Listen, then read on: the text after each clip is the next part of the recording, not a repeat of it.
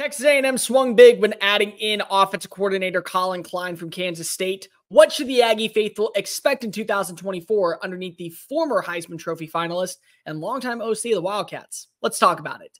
If you are new here, welcome on into the channel. My name is Cole Thompson. I'm a radio show host based in Houston, and I talk college football daily. So this is the type of content you enjoy, plus coaching searches, transfer portal, bowl status, and a bunch of other nonsense. Make sure you smash that subscribe button down below. Give me your thoughts on Collin Klein's arrival in College Station. Continue to tell your friends, your family, your sister, your brother, your mortal enemies, your best of bros, your workout buddy, your entire church congregation, and the passed out drunk guy in a Publix parking lot about this channel, because we're on the race to 1,000, then 5,000, then 10,000, then 100,000. Ladies and gentlemen, I promise you this, we're going to get there. So why don't you smash that subscribe button, join on in while the water's fine. Follow me on social media at Mr. Cole Thompson. That way, we can always talk college football.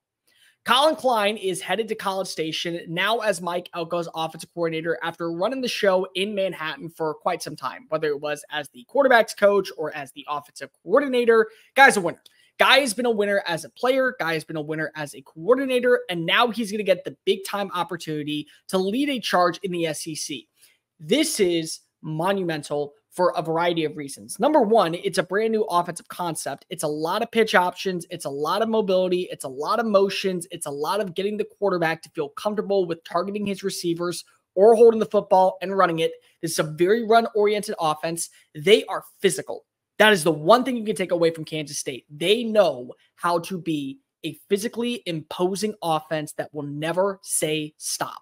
They will never see their arm be twisted and call uncle. They will always give you 4 quarters of spit-swapping, formidable football, and it's a brand and a culture that is needed in College Station. This is monumental for Mike Elko. And I actually applaud him for doing this because he could have gone with a very flashy name. There were a couple of names that were mentioned along in the process when trying to bring in Collin Klein as the new OC.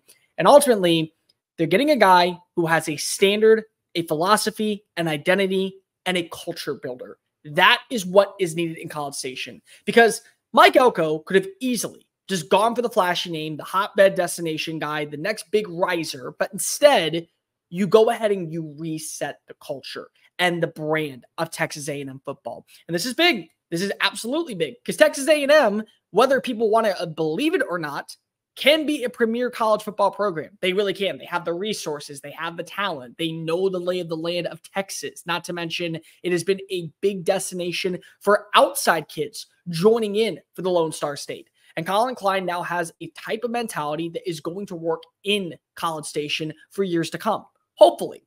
Now, the first thing that a lot of people are going to say is, well, Cole, Conner Weigman is not a mobile quarterback. Like, he can run it if he needs to, but we'd rather him be slinging it around the yard 40 times a game.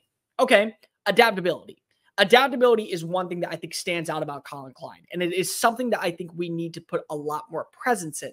This is a guy who has worked with a variety of different quarterbacks and got them to play to their best advantage, even if they didn't fit the criteria.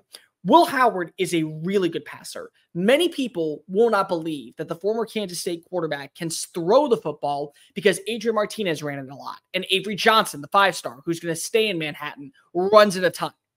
Just because you run it doesn't mean you can't throw it. And with a quarterback like Conner Weigman, what's going to happen is they're going to come to an agreement of what works and what doesn't. And then you build a culture and an identity based off your offense. They're going to have good running backs in the building. Amari Daniels is still there. Le'Veon Moss is still there. Ruben Owens is still there. So you're going to be able to run it just as well as you were able to pass it.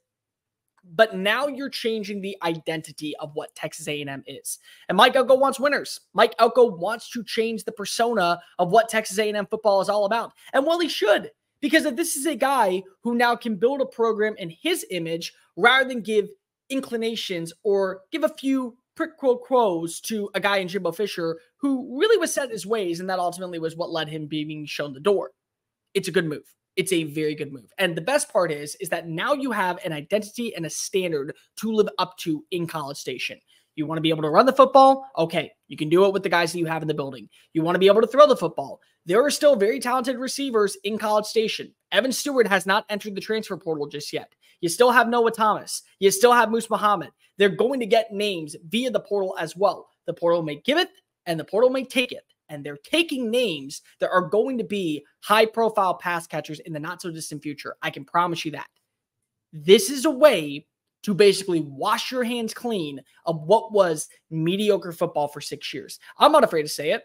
Texas A&M should have been a team contending for SEC caliber status every single year. They should have been able to hold their own against qualified teams. And not everybody is going to beat up on Alabama and Georgia. That is a tall task just because of who are the two running the program. But losing to Tennessee, losing to Ole Miss, losing to Mississippi State underneath Jimbo Fisher, I'm sorry, those are things that don't cut it in College Station. And so now you get a guy, he knows how to win. He's a former Heisman Trophy winner, so he understands how to play quarterback at a pretty high level. And you get a person who also is a culture builder. This is a move that needed to happen in College Station. It won't be one that will come back to bite Aggie fans in the ass. I can promise you this much. This is a team that's on the come up. Now you got to add in the right talent, whether that be an offensive line, whether that be a wide receiver. And if you don't really like Connor Wegman, you do have another quarterback in Jalen Henderson, not to mention Marcel Reed, two dual threat quarterbacks that love to utilize their legs. If they fit what works best in CSAT, that is what is going to be the bread and butter of this team. It is a slam dunk move by, I think, Texas A&M. You're getting somebody who loves to win, knows how to win, and more than anything else, is not going to accept mediocrity from his offense. A+ hire, great start for Mike Elko. He is building something in College Station that is going to be probably lasting for quite some time. Maybe not in year one, they'll be in the college football playoff, but make no mistake, Collin Klein gets the style of offense he wants. They're going to be one of the 12 teams represented sooner rather than later. Thank you so much for watching that video. Don't hit the X button yet. Make sure you hit subscribe to keep up with all of our daily content found on Just Saying It and anything else that we post on this channel. Bye.